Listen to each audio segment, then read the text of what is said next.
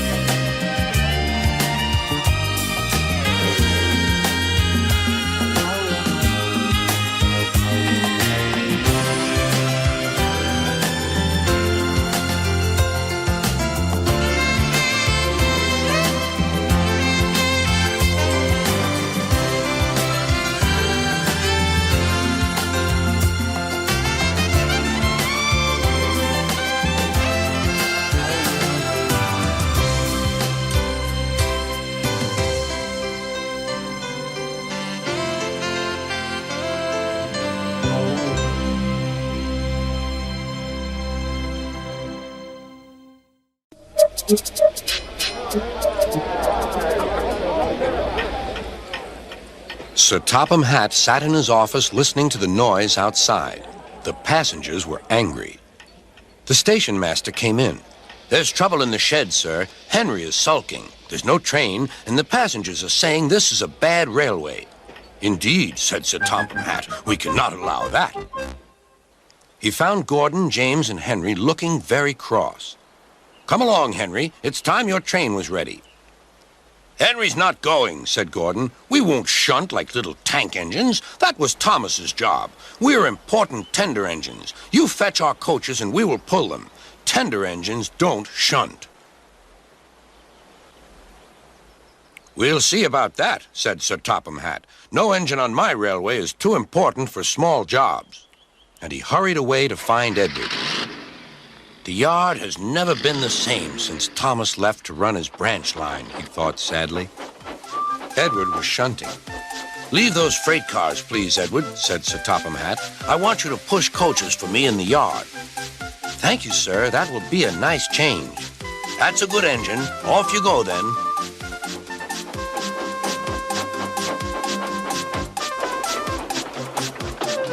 So Edward found coaches for the 3 engines, and that day the trains ran as usual.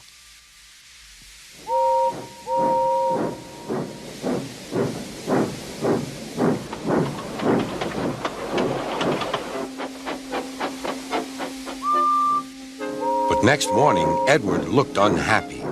Gordon came clanking past, hissing rudely. Bless me, said Sir Topham Hatt. What a noise! They all hiss me, sir, answered Edward. They say tender engines don't shunt, and last night they said I have gray wheels. I haven't, have I, sir? No, Edward, you have nice blue ones, and I'm proud of you. Tender engines do shunt, but all the same, we do need another tank engine here.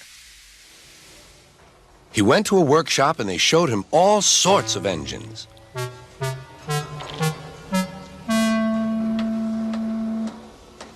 At last he saw a smart little green engine with 4 wheels. That's the one, he thought. If I choose you, will you work hard? Oh, sir. Yes, sir. That's a good engine. I'll call you Percy. Yes, sir. Thank you, sir. And Sir Topham Hatt brought Percy back to the yard.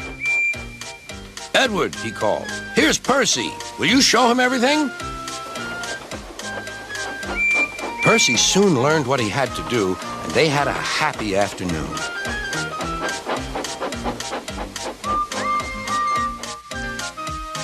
Then Henry came by, hissing as usual. Whoosh went Percy.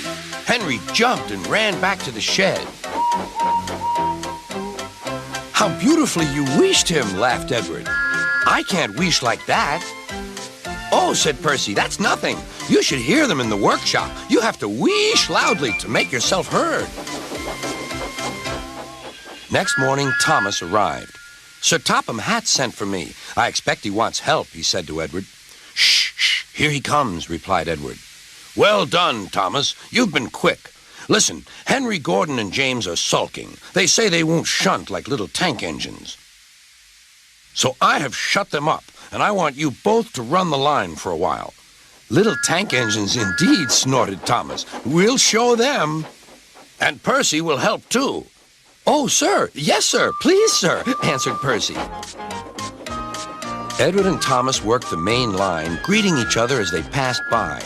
Percy puffed along the branch line. Thomas was anxious about Annie and Clarabelle, but both driver and conductor promised to take care of them.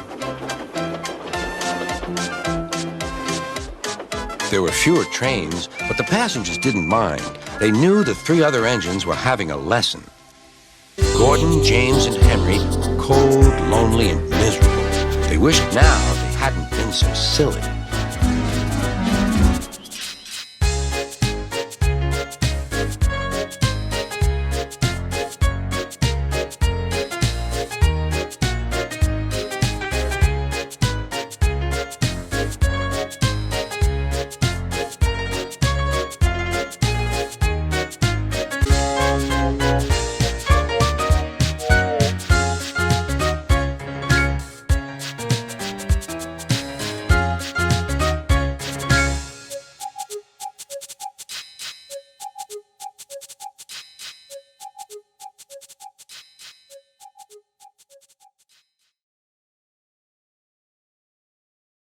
That shit, dirty old twat.